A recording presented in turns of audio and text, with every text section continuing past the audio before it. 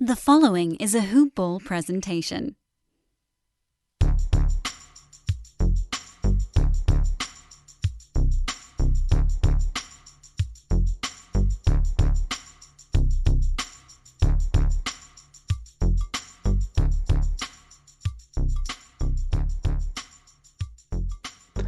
Good morning, Hoop Ballers, and welcome to another edition of Hoop Balls DFS Today. This is your Thursday, April 29th edition. I am your host, Santino Cacone, and I'll be running this one solo for you. Usually it's myself and Mike on, but Mike is feeling under the weather today, so I'll be running this one solo. We're going to Popovich term him DNP-OLD, just for the jokes out there. But yeah, he should be back in a couple days, but he wasn't feeling good, so I'm going to be running this one by myself. Now, we only have a 6-game slate here, so not too much. I think we could run through this one really quickly. I'll break, just throw out the names, why, and get you guys back onto your day. But before we get into everything, I do want to give a shout out to our guys over at MyBookie, simply the best sports book around. I use it all the time.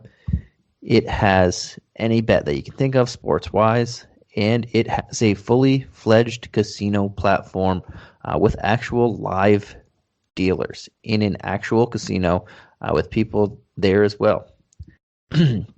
Anything you want for your casino experience, and if you want to get your first deposit matched halfway up to $1,000, simply put the promo code HOOPBALL, that's HOOPBALL, when you are signing up, and you get that halfway, your first deposit matched halfway up to $1,000. All right, guys, like I mentioned, we have a 6-game slate here. The first 2 games start at 7 p.m. Eastern Standard Time. The next 2 start at 8 p.m. Eastern Standard Time, and the last 2 start at 9 p.m. Eastern Standard Time. Kind of cool that I don't know. I can't remember every slate, but this is the first time I can remember 6 games and 2 start at the same time every hour, and we don't have a late game, which is cool too. We have 4 spreads for you and a few injury reports. But let's jump right into this first one. The first one on the docket is the Dallas Mavericks at the Detroit Pistons. Neither team is on either end of a back-to-back, and this is the one that we don't have a spread for. Interestingly enough, both 7 o'clock games we do not have spreads for. I said spread fours. But this is a massive injury report in this game. We have on the Dallas side Luka, Dorian Finney-Smith, Porzingis, J.J. Redick, Josh Richardson, all questionable. Maxi Kleber is available, and Tyrell Terry is out.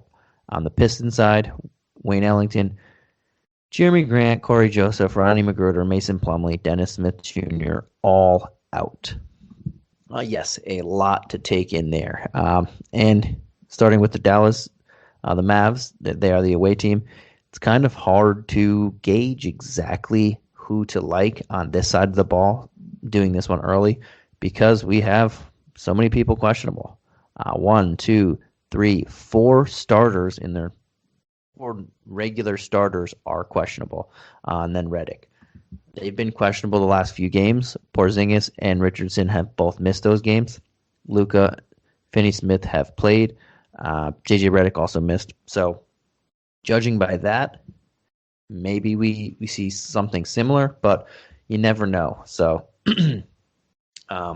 if Luka does play and it's just him, he's in play, but there are quite a few options over 5K. Even on a 6-game slate, we have 6 options over 10K, or 5 options over 10K. So he's not one that I'm specifically targeting of that. But DFS would be a guy that I'm targeting. If Porzingis misses, again, I like him better as a power forward when he's playing those minutes, and he's still going to play some minutes at small forward as well. But his game translates better as a small ball 4, and he'll fit right in this matchup with so many people resting, especially Grant. And he's been bringing back a lot of value lately. 3 straight games over 30 DraftKings points, and the one before that nearly 23. So he's hitting and exceeding value.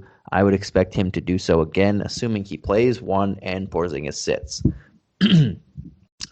If Josh Richardson misses once again, Trey Burke has been getting the starts and getting nearly 29 minutes a game, 29 and a half minutes a game the last 2 games.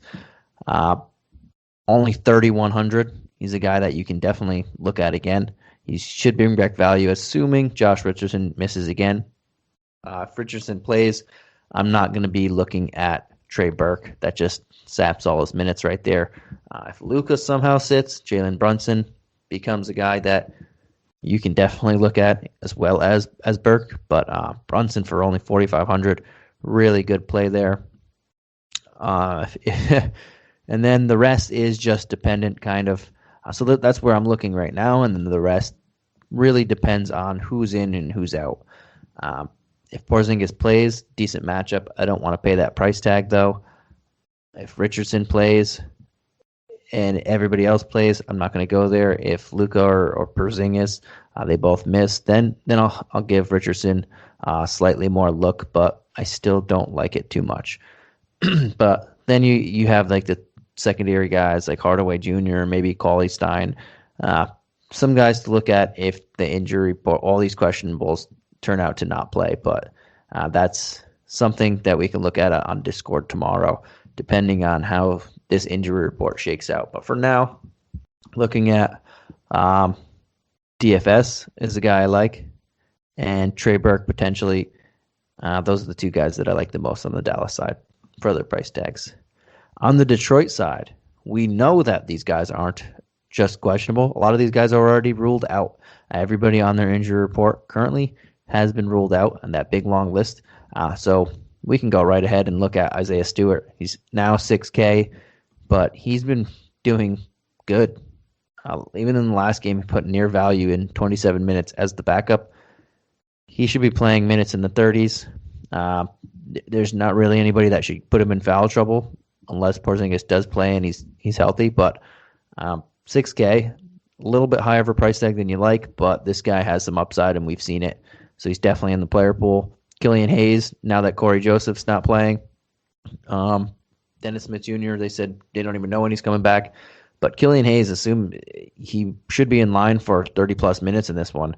And at only 4,400, you can definitely see value there with some upside. So I really like him in this. And then it's kind of wait and see who's actually in the starting lineup. Good thing that they're playing first so we can know that. But Josh Jackson is not at a super low or super high price that we don't have to fade him. He's been playing a lot of minutes lately. Last 2 games, he's taken 34 total shots. He only hit 4 in the last game, but that amount of shot attempts against this Dallas defense, that's pretty solid. And there's not many people for him to contend with for getting those shots up. I expect him to start, and I don't mind him putting in my player pool because of that. But another guy like Diallo, if he happens to start, he hasn't been seeing the minutes lately, so I want to see him in the starting lineup. So maybe he gets more than 21 minutes, maybe he gets up to 25, 27, and that will make me really like him at 3,600. Frank Jackson, if he's starting, again, there's a lot of people out, so he's a guy we can look at again at 3,500.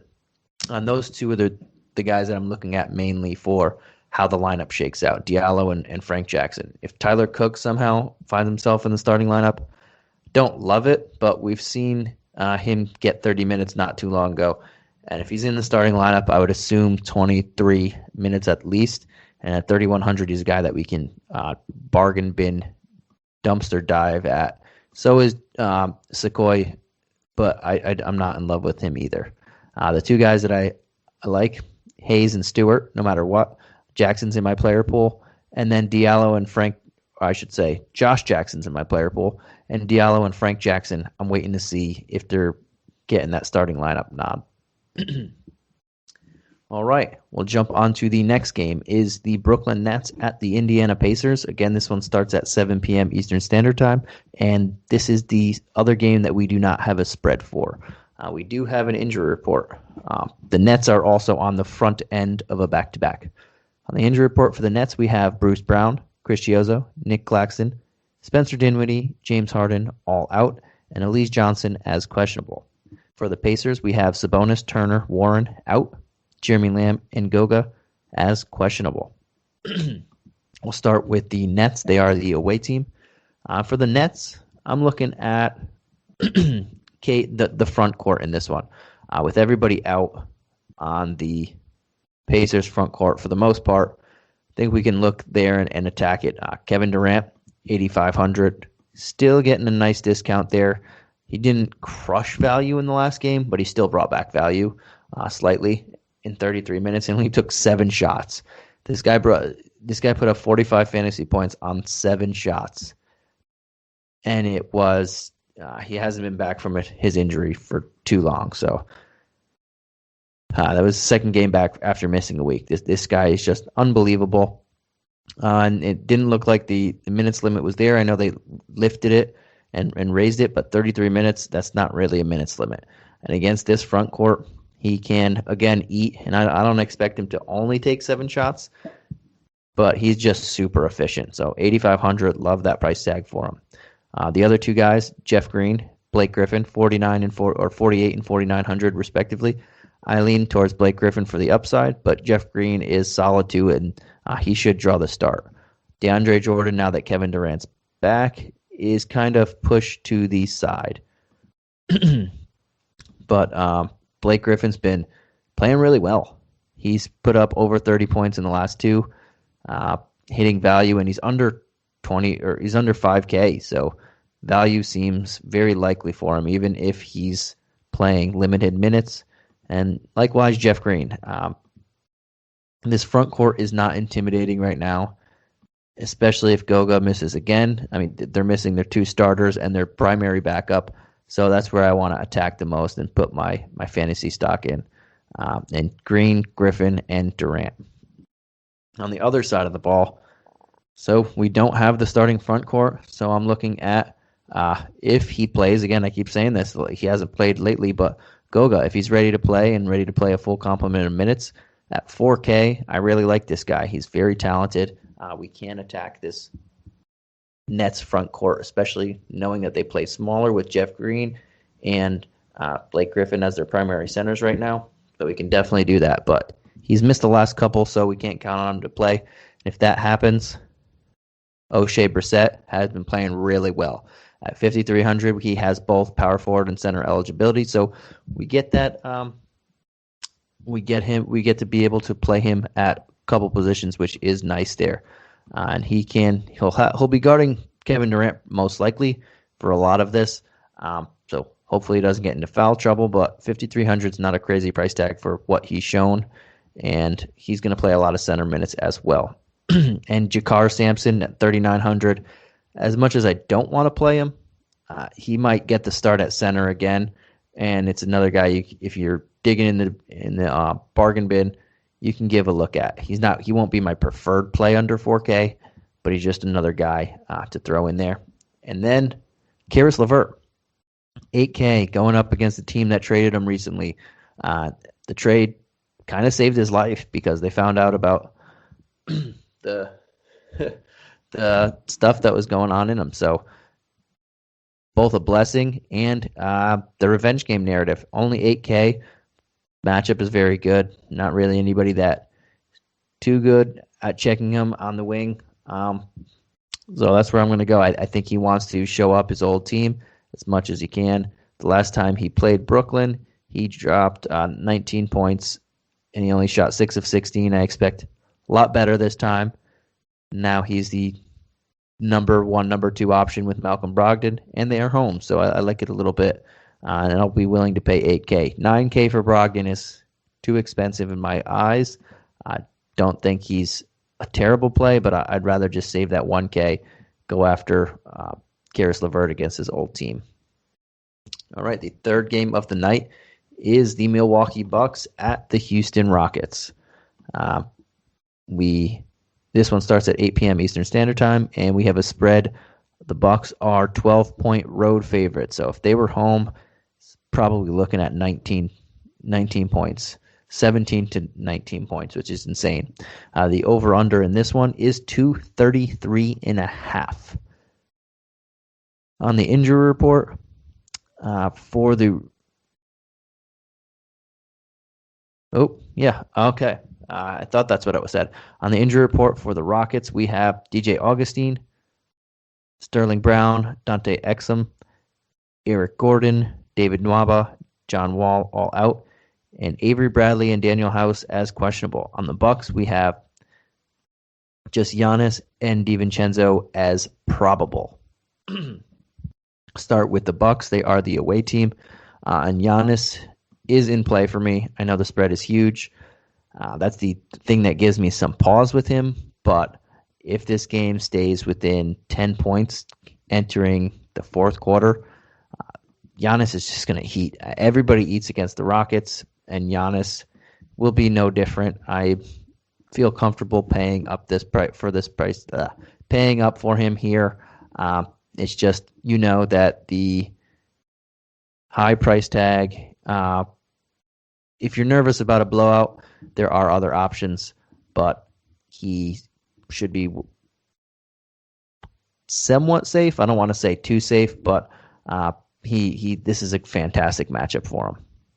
I also like Bobby Portis, even if it's not a blowout. I think he's going to play a decent amount of minutes, and he's a very good per minute player. And this is one of the best matchups that you can get. And Drew Holiday. I like Drew Holiday a little bit more than Giannis for the price, the dollars that you can save on this. I also think it's a fantastic matchup. And if you're nervous about the massive blowout factor, you get the discount and you still get one of the top guys on the team going against a total that currently is the second highest total of the night. That's it for the Bucks side. It's just how comfortable are you with this game staying within 10 or so points? I like Drew Holiday regardless, but Giannis, 11 is going to scare some people off, and he's not bad to take some GPP chances on. With that cash, maybe not so much just because it could be a blowout, but GPPs, you expect some other people to say, oh, he's not going to play 30 minutes. And if you're the one who does it and he does play 30 minutes, he's going to put up numbers against this team. On the other side of the ball, I think the three guys at the top are the three guys that I'd be looking at. Christian Wood, solid matchup for him. This guy put up back-to-back games of 50 points, and he's only at 8,200. He only got 200 more since the last 57-point game where he really did well. He's starting to come back together, and he's starting to look healthy again, and he's played 37 and 38 minutes the last two games. Two before that, 30 and 32, and then the one before that, 40. So he's seeing a lot of minutes lately, and that's good. He's taking a lot of shots. He's looking a little bit healthier, grabbing a ton of rebounds the last two games. And if that continues, we can look for him to bring back some value again. Kevin Porter Jr. really disappointed in that first game back without John Wall. In the first game back for him, after missing a week due to health and safety protocols, he only shot 2 of 12, 2 of 8 from three-point line. Well, you got to figure he's going to shoot a little bit better in this one. He is the main point guard with no John Wall there anymore. And, yeah, he still played 35 minutes, 7K. I'm willing to throw that out there again. Probably have a lot of Drew Holiday on him, but this could also be a lot of garbage time points. And Kelly O at 6'9". I didn't think I would be going here, but this guy, 3 straight games to over 47 fantasy points, and good teams. Clippers, Nuggets are 2 of them. And right there, he's not a guy I'm going to gravitate towards to a lot. I think we have better options there, but if I fall there, I'm not going to be upset about it. This guy is playing very well right now, and he looks to be trying to get a hefty contract when his contract's up, the way he's playing on Houston. But that's it for the Rockets side of the ball.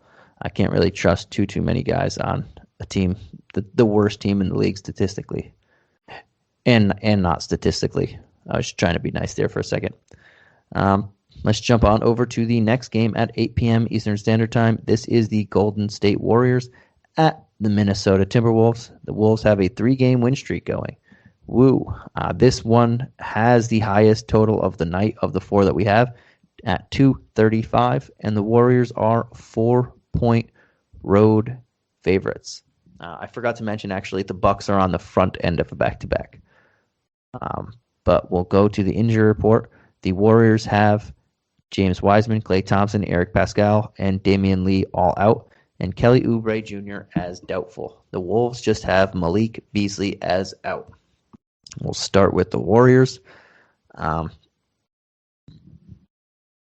And Steph is someone that's on the border of my player pool. I mean, as I mentioned, all these guys over 10K obviously are never bad plays. It's just differentiating which ones you want to attack on. I'll have some shares of Giannis as in GPPs. Steph will be more cash for me. I feel a lot more comfortable with him to be able to put up points and this game to stay closer because the Wolves are home and they've been playing a little bit better. The Rockets are also home, but they are also the Rockets. But yeah, I feel a little bit more comfortable on the safe end that Steph's going to play over 33 or so minutes. And I don't mind the 10-3 price tag in this, what looks to be a very good matchup. Outside of Steph, I'm looking at some value guys in Juan Toscano Anderson. If Kelly Oubre is not going to play, that opens up a lot of minutes. They don't have another backup forward, backup center type guy. And Toscano Anderson already is kind of maybe he doesn't always play center. They'll push Draymond Green out there, but if someone comes in the front court, it's going to be him. So he's going to pick up extra minutes there. And Kent Bazemore looks to slide back into his starting role, even if Oubre plays. And now with Oubre not playing, that just gets extra minutes for him as well. And at 3,900 and 4,100 for him and Toscano Anderson respectively, I like both their price tags. I would go Bazemore first, and especially since you get that $200 discount, and he probably will start. But both of them are in my player pool, and I think though they are in very good matchups and some of the better value plays of the night. And on the Wolves side of the ball, we have a couple people. Not a couple people. One person that I gravitating towards the most, and that is D'Angelo Russell at 6,700. He has been playing minutes near the 30s, 31, 31, 29, 29 the last 4, putting up very good value. He had a 53-pointer in the last 5 and one over 40. It's a good matchup, revenge game. He was on the Warriors last year, got traded from them. Something that I like. He would be my top guy to play on this team.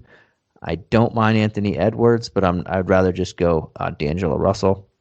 Towns is another guy over 10K that you can potentially look at, especially since this team has really nobody in the front court. They have Looney, Draymond Green, and Toscano Anderson is pretty much their front court here.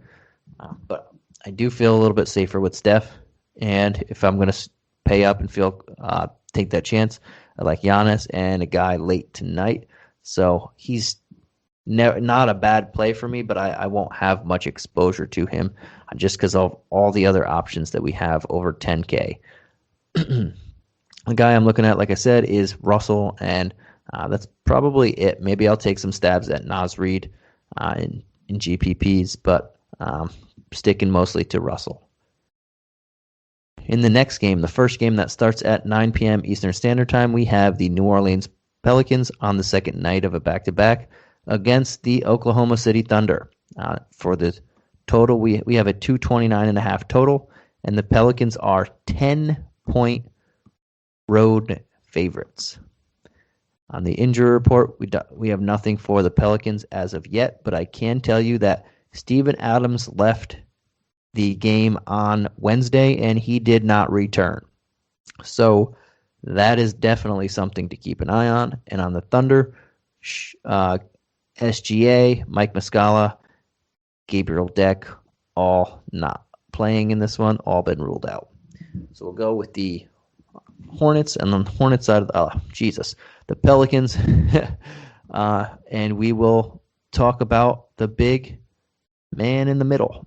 Steven Adams left this game, did not return. We've seen the same song and dance multiple times where Steven Adams plays. Steven Adams looks like he's hurt, leaves, doesn't return.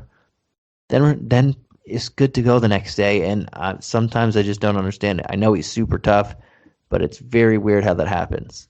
As of now, I guess logic says he's not going to play, and in that event, I'm looking at the three guys that stand to benefit the most if he doesn't play.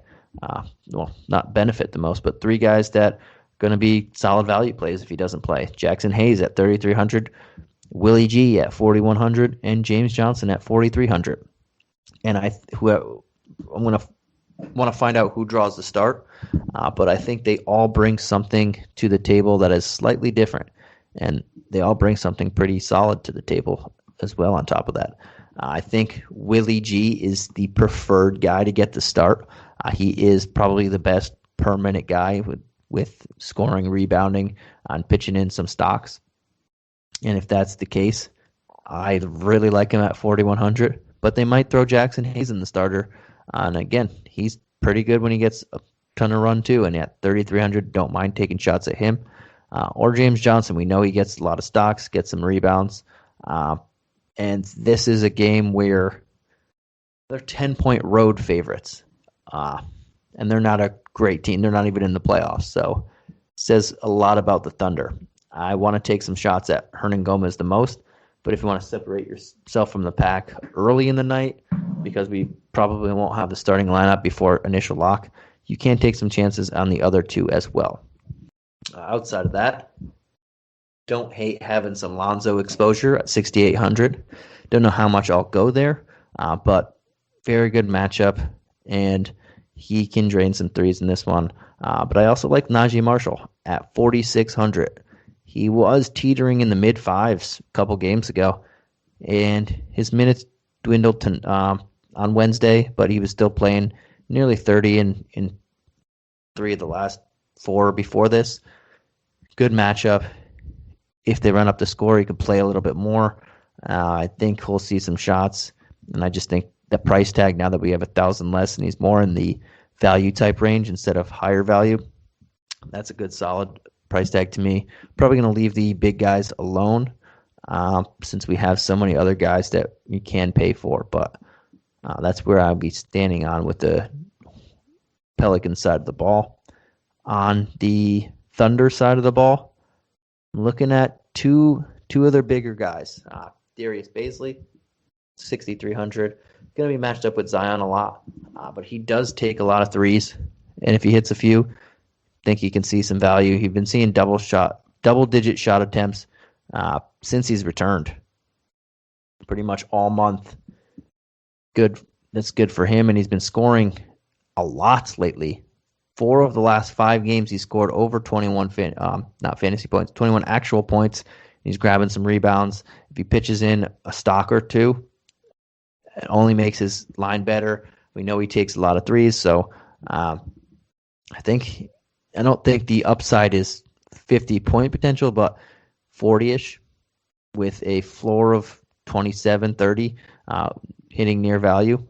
That's why I like him. I think he's pretty safe, especially in this matchup, in a fast-paced matchup that the Pelicans let people shoot a lot of threes in. And I like Isaiah Roby. He's been playing a lot of minutes. He's been stealing a lot of Moses Brown's minutes. He's playing power forward and center as the backup, and we know that Steven Adams might not play, so we might have a bunch of mishmash, however you call it, at the center position for the Pelicans. And if he's going to play near 30 minutes, I think he's going to bring back value here. He does a little bit of everything, rebounds, pitches in a couple assists, good stocks type guy, and scores, has the ability to score mid to high teens in points. And at 4,700, that's a solid value play to me that I like. But that's pretty much it on this team. Very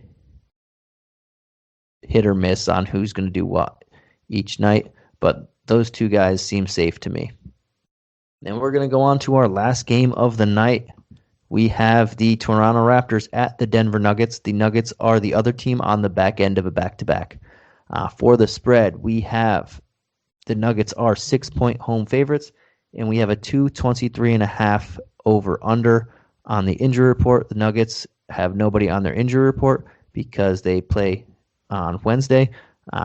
Will Barton, Monte Morris, Jamal Murray all missed the last game. Murray's definitely not returning. Morris and Will Barton are probably more doubtful than probable. But on the Raptors, we have Boucher, Gary Trent, Paul Watson all out, Jalen Harris as probable. Start with the Raptors. They are the away team, and I'm going to stay away from the guys, top three big guys.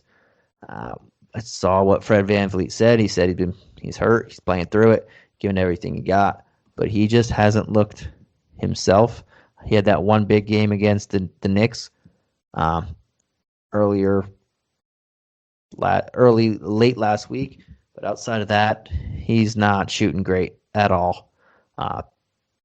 One game outside of that Knicks game in the last 7 days, one game in the last 4 games over 38% shooting. So he's just off. The injury looks bad. He might be a late scratch, him or even Kyle Lowry if they start losing. Now they're 2 games back from the 10 seed now. The Wizards are hot. So definitely keep an eye on that. But I think OG, he's playing hot. Good matchup, whether he's playing small forward or power forward. Aaron Gordon, Michael Porter Jr., not the greatest of defenders. I think OG can keep it up. 6'8", getting a little hefty of the price tag, but he's been bringing back value there, so he will be in my player pool. And Malachi Flynn, even with VanVleet and Lowry playing the last couple games, seen minutes over the 20 mark again, and he's been bringing back value. Getting to the free throw line, he's 12 of 12 at the free throw line in the last 2 games, scoring some points, doing what he was doing earlier. And in the event that one of those 2 guys misses, you can throw him in there even more confidently. And he's only 4K now. But I think he's going to play minutes regardless. And VanVleet, what he said about his injury in the last one just throws me off a little bit. So I'm not fully expecting him, even if he does play, to play a full complement of minutes. Maybe it was just him venting his frustrations, but we'll see what they say pregame about how everybody is looking. And on the not the Raptors, just did the Raptors. On the Nuggets side of the ball, Jokic is another guy over 10K. He's the second highest paid guy or price guy on the slate. He is in play for me again. You really can't say any of these guys are bad plays, but he would be a little safer than Towns for me in this matchup. Only about $800 more.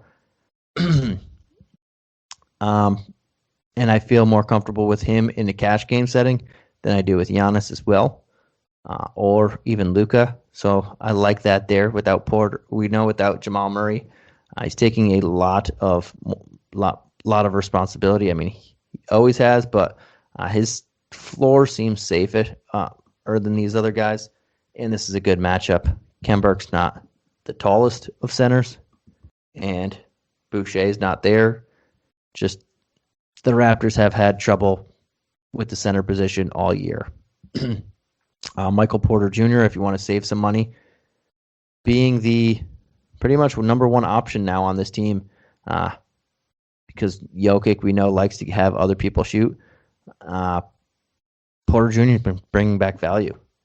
There's really nothing that's going to stop him from taking at least 16 shots in this one, and that's very good value. He's in the last 3 games, he's taking over 30 threes. 32 threes in the last 3 games. 32 threes. It's nearly 11 threes a game, and that's just threes. So he's getting up his shots. He's getting up his points. He can still grab some rebounds and pitch in a little here and there on everything else. Value is coming to this guy, and I don't mind paying 8.3 because of that.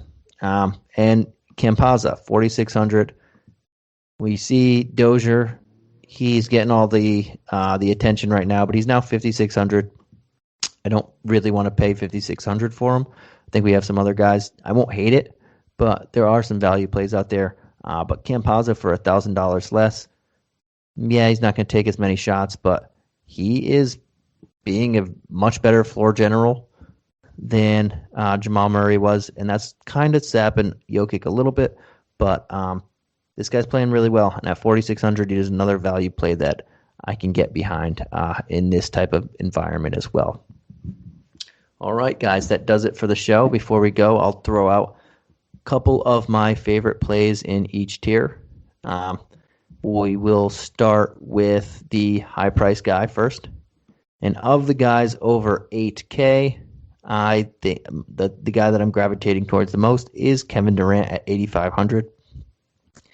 Against the Pacers, who have no front court, it's just there's not really anybody that can check them, and you're getting a big discount comparatively to these other guys that are all 6 or 5 guys over 10K.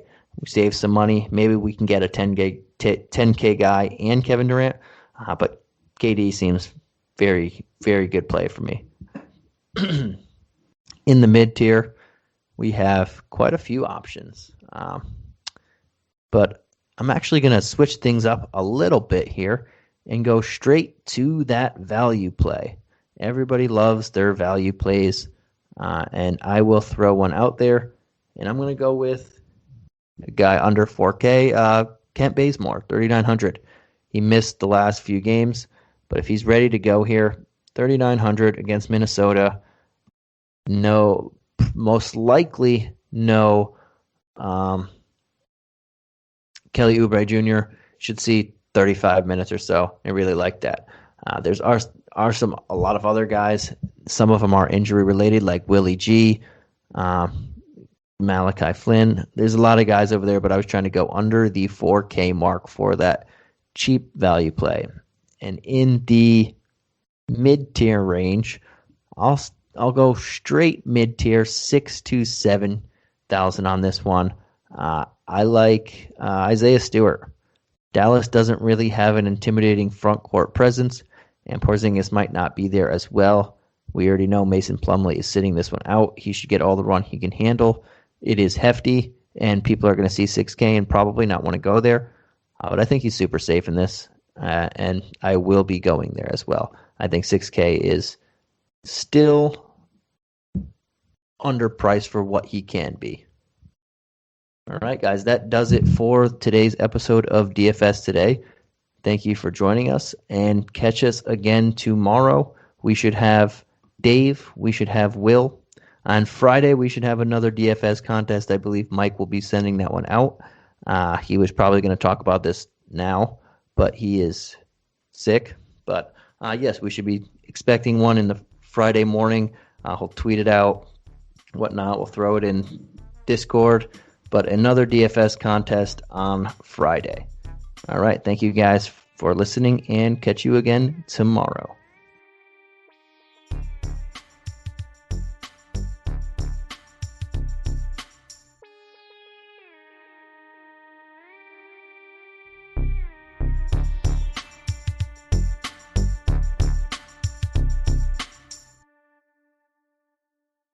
This has been a Hoop Ball presentation.